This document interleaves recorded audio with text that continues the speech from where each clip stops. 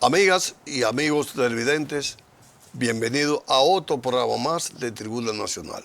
Hoy nos acompaña el licenciado Luis José Chávez, quien es politólogo, periodista y analista político.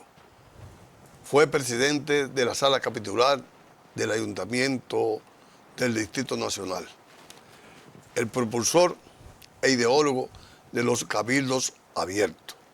Con él vamos a hablar temas importantes de política y un poquito de migración. Pero antes vamos a unos mensajes comerciales.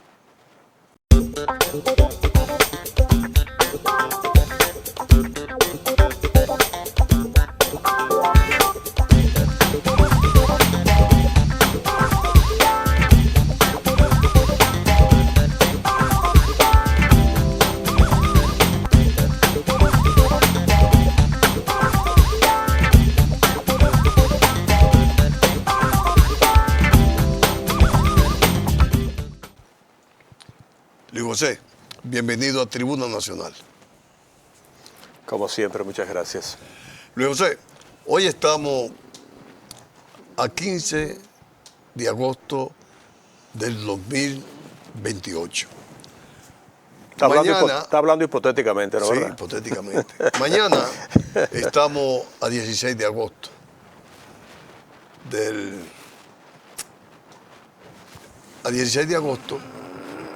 2028, un nuevo gobierno que estará hasta el 16 de agosto del 2032, por 4 años. Y Luis Abinader duró 8 años.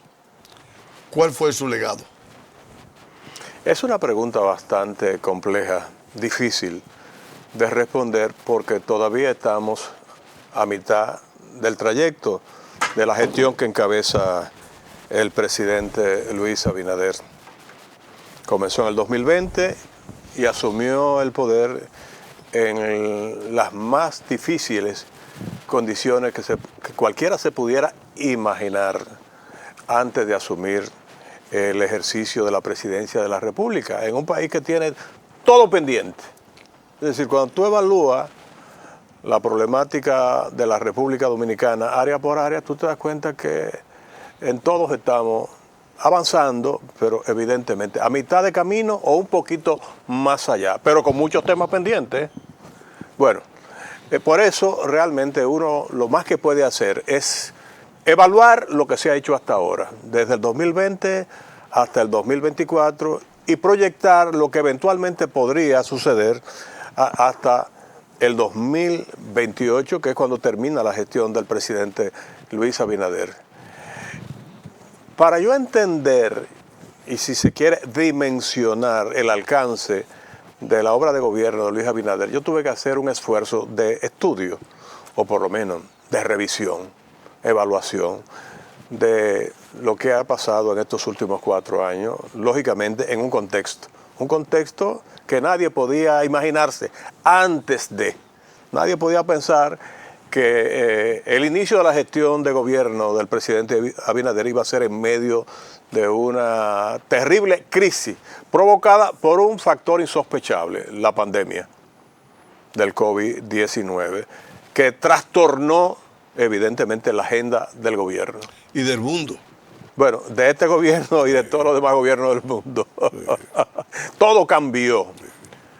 Entonces, hay gente que parece que no entiende, no ha podido entender que lo que proyectó hacer el presidente Luis Abinader a través de su discurso de campaña, antes de asumir el poder, evidentemente no tenía, vamos a decir, el escenario previsto de la pandemia y los efectos colaterales, porque no fue solamente la pandemia, fue que también esa situación afectó el comercio internacional, afectó los insumos, afectó el flete. Como somos una isla, una buena parte de los insumos, de las materias primas que utiliza la República Dominicana para mantener a flote su industria, la industria, si se quiere, convencional, pero también la industria agrícola, agropecuaria.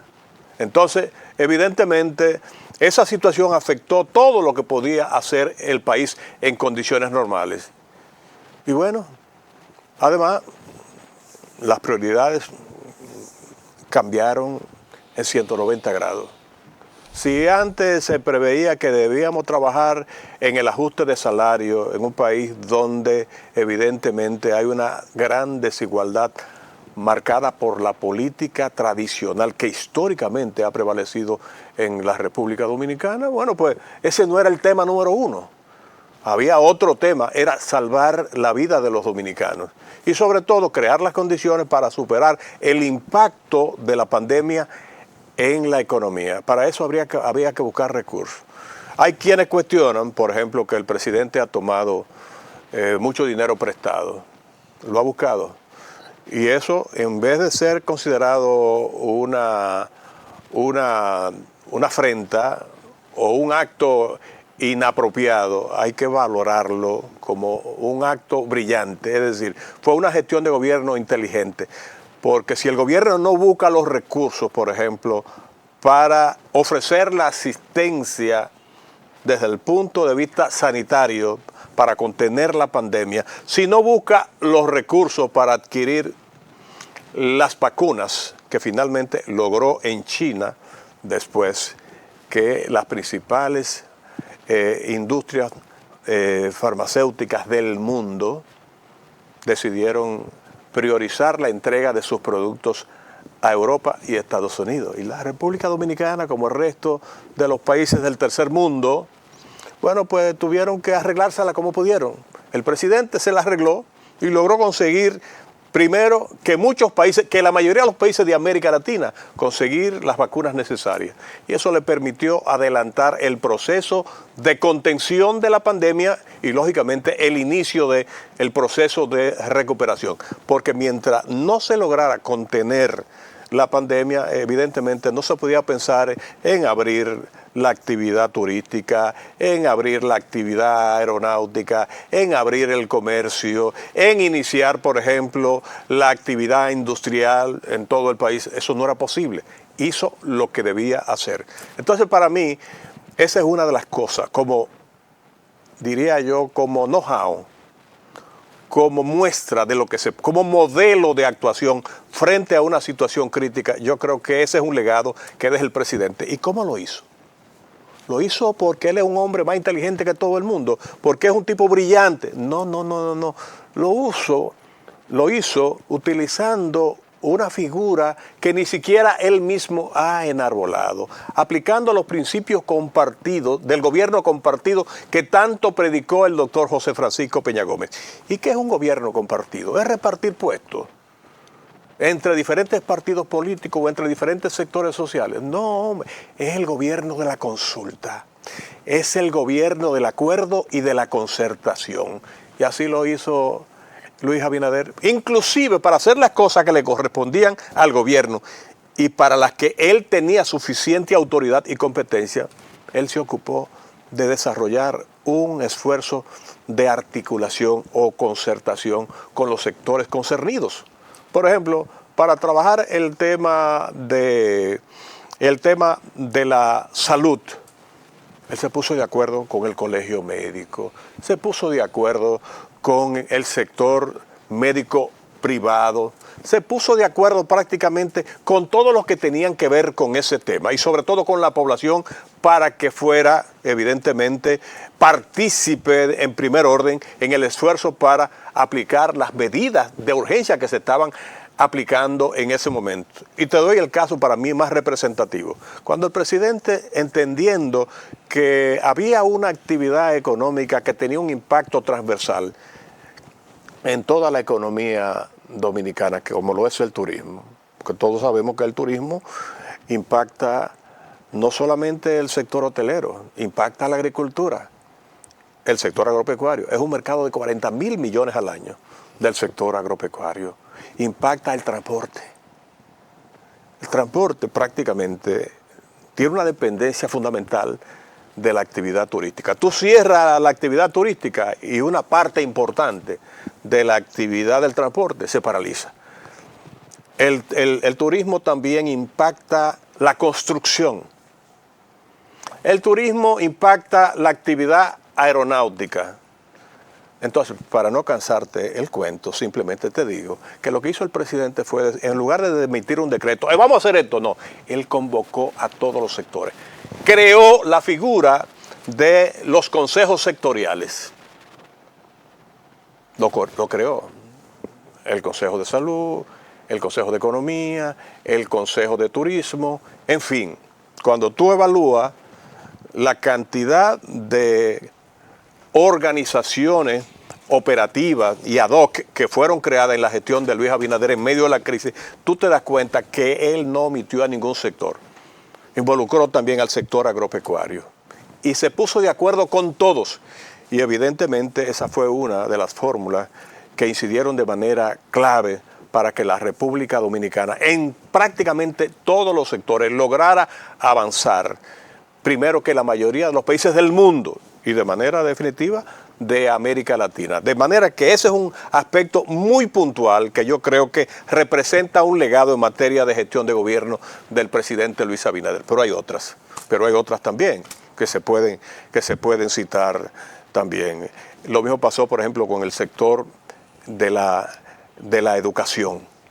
Cualquiera diría que la educación que se ha gestionado en estos últimos 4 años es más de lo mismo, pero no. Las estadísticas y las evaluaciones que se han hecho sobre la evolución del sector educativo en la República Dominicana indican que hemos avanzado en todos los frentes.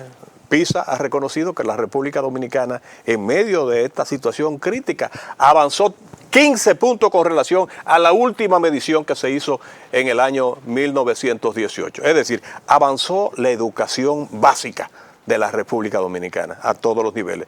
Pero también se crearon iniciativas que han sido clave, por ejemplo. Ese programa de transporte escolar, aquí la gente no lo ha pensado y posiblemente no lo ha evaluado ni lo ha dimensionado. Pero imagínate tú como de la clase media, junto con los cientos de miles de hogares pobres que tienen que dedicar una parte del tiempo y además buscar recursos para llevar todos los días a sus niños al colegio o a la escuela, lo que eso significa. Y tú sabes que ya el programa de transporte escolar se ha aplicado en las 31 provincias del país y el Distrito Nacional. Se ha aplicado. Onésimo González, un gran técnico en materia de transporte, se ha ocupado de trabajar en coordinación con el ministro de Educación para llevar este importante programa al mundo entero. Pero agrégale eso, por ejemplo, lo que se ha avanzado en materia de capacitación técnico-profesional. El Infotep tenía 9 extensiones en todo el país. Ahora tiene 61. Es una revolución. ¿Y el ITLA? El ITLA, ¿cómo se ha extendido? El programa 1424.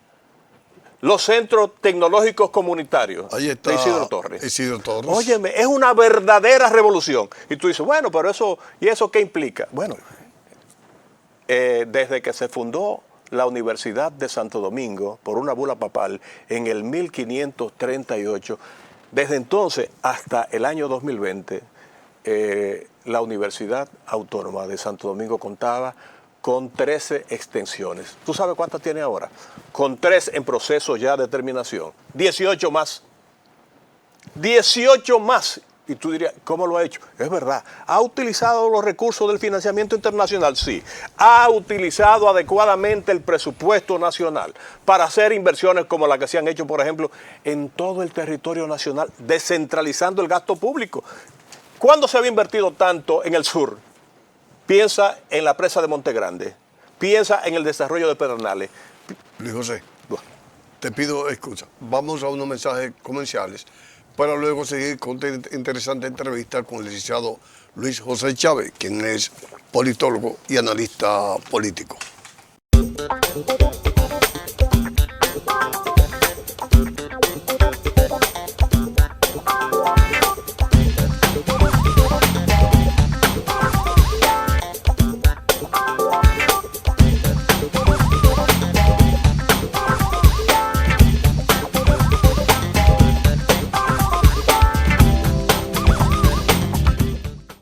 Luis José, seguimos un poquito del legado. Bueno, yo hablé en principio de el modelo de gestión que ha hecho el presidente Abinader basado en la consulta, basado en la participación de los diferentes actores. El presidente no ha actuado solo en ningún sector de la gestión de gobierno. Para cada cosa, incluyendo temas tan claramente delimitados en la Constitución, en las leyes, como la migración, el presidente ha consultado a todo el mundo. Bueno, que en el 2023 el presidente llamó a un pacto y una gran parte de los sectores clave de la vida nacional respondieron y se involucraron. Y que el liderazgo de oposición dijo que no, pero ha insistido. Fíjate que ahora el presidente vuelve a llamar de nuevo a los líderes de la oposición y están acudiendo. Ya se reunió con el expresidente Leonel Fernández y Danilo Medina ha puesto sus condiciones. Pero es decir, está consultando a todo el mundo. Eso ha pasado también en el sector agropecuario, eso ha pasado en el sector industrial, eso ha pasado, por ejemplo, en el sector de la inversión extranjera.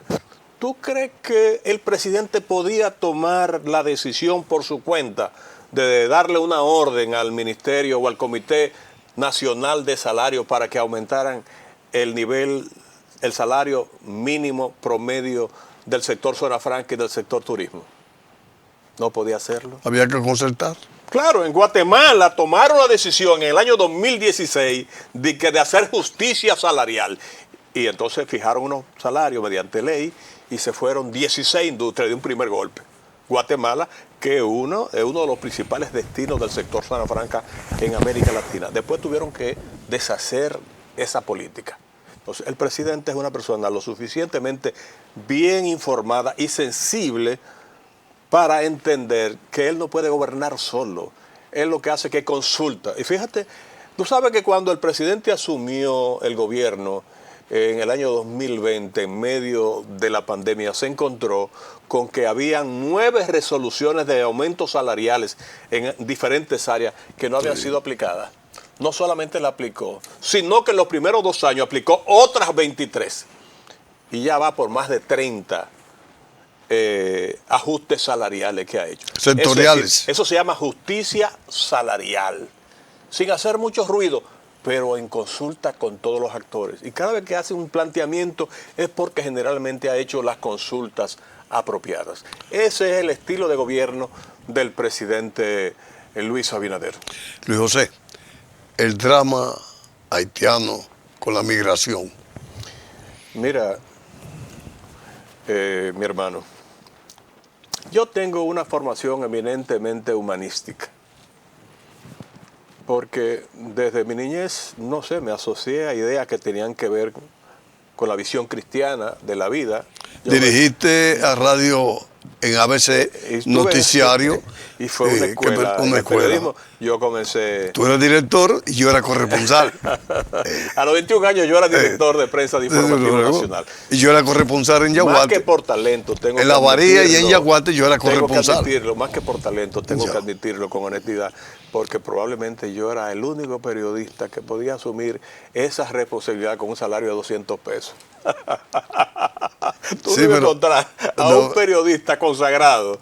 Pero para mí eso fue un gran reto. Yo trabajaba 3 horarios, la madrugada, el mediodía y la tarde. ¿Cuánto yo le dedicaba? 12, 14 horas, probablemente. Pero yo estaba comenzando y eso me permitió realmente hacer carrera profesional en el periodismo. Y por eso fui secretario general del Sindicato Nacional de Periodistas Profesionales. Y luego en la política, bueno, pues también tuve oportunidad de crecer al lado del doctor José Francisco Peña Gómez y de otras figuras, cerca de Hipólito Mejía también, bueno, yo estuve, tú sabes, yo jugué algunos roles importantes en la vida política, especialmente del Partido revolucionario dominicano. Y quizás como profesional de la comunicación, porque fui director de Tribuna Democrática, del programa Avance Institucional, que era el programa del bloque institucional de Francisco Peña Gómez. Sí. Jugué algunos roles relativamente importantes y eso me permitió tener cierta trascendencia en la vida política nacional. Pero te quiero decir en esa larga introducción para responder a tu pregunta que yo soy una persona realmente con una formación humanística que me sensibiliza mucho lo que ha pasado en relación con el problema haitiano, pero lo he entendido muy bien. Mira, lo que ha hecho el presidente Luis Abinader es convertir la crisis en una gran oportunidad para enfrentar y agarrar al toro por los cuernos. Porque el presidente se pasó 4 años llamando a la comunidad internacional y la comunidad internacional, sin decirlo, aparentemente entendía que la crisis de Haití era un problema de la República Dominicana y que la solución debería provenir de la República Dominicana y que como la República Dominicana mantenía una tasa de crecimiento más por el orden del 5%, muy por encima del promedio de América Latina y del mundo, ellos decían, si los haitianos se desplazan y cruzan la frontera, bueno, pues eso le va a resolver el problema a los haitianos y posiblemente se pueda producir la unificación. Yo no he oído a ningún organismo internacional ni ninguna voz responsable a nivel internacional que haya planteado eso. Pero eso es lo que mucha gente en este país cree. Y el presidente dijo, no, pues vamos a forzar la crisis. Mira, la presión que han formulado algunos sectores sociales, y cito específicamente el caso de la antigua orden, para presionar al gobierno para que cierre, para que presione, para que persiga, para que asuma medidas drásticas frente a la migración ilegal. Le ha servido justamente de muletilla al presidente Luis Abinader para tomar las medidas que le convienen al país y que le convienen a Haití. Mira que ya los haitianos están diciendo, ya están montando hospitales en la frontera. Y ya están los propios haitianos regresando a su país. Y posible, bueno, ya el presidente Trump, voluntariamente. Ya el presidente Trump declaró las bandas haitianas como grupos terroristas. Es decir, eso ha dado lugar a que la comunidad internacional rompa la aparente y engañosa creencia de que la República Dominicana es que va a resolver el problema haitiano. Y el presidente ha dicho no. Y entonces ha sido drástico. Es más, uno dice, pero ¿cómo va a ser que ahora restrinjan el acceso de los haitianos a los hospitales? Bueno, pues esa es la presión que ha hecho el presidente. Es demostrarle, no pueden contar con que la República Dominicana va a asumir la solución del problema haitiano. Pero está la parte humana. Sí, pero esa parte humana, como pasa en todos los procesos de transformación y cambio, tiene un costo. Ese es el costo. Lo tuvimos en la Revolución del 65, lo hubo en la Revolución Francesa, lo hubo en la Revolución Bolchevique. En todos los procesos de cambios radicales y de cambio profundo hay un costo. Ese costo lo están pagando materialmente los haitianos y lo estamos pagando emocionalmente los dominicanos. Porque a nosotros nos duele hacer eso. Porque nosotros consideramos a los haitianos, esos haitianos que andan vendiendo coco, que te ayudan, que vigilan las casas de noche porque no quieren hacerlo, que trabajan en el campo, que no quieren muchas veces hacerlo los dominicanos. ¿Esa mano de obra hace falta? Sí, sí. Pero también nos obliga a nosotros a buscar soluciones alternas. Es decir, tenemos que mecanizar la producción agrícola. Porque hace tiempo que lo estamos prometiendo, pero no lo hemos hecho. Bueno, yo creo que se han acelerado los esfuerzos para lograr ese objetivo. Y eso es aplicable también, inclusive. Bueno, hubo un acuerdo con el sector turístico para aplicar el 80-20. Y me dijo Ernesto Veloz, el presidente de la Asociación de Hoteles del Este, entiéndase Punta Cana, que en Punta Cana se está cumpliendo. Los hoteles están cumpliendo 80-20. Y en algunos casos, además tienen derecho. ¿Eso dice la ley? ¿Eso dice la ley? Exactamente. 80-20. Es decir, fíjate, yo creo que por más difícil y cruenta que parezca esta solución, yo creo que finalmente va a dar resultado.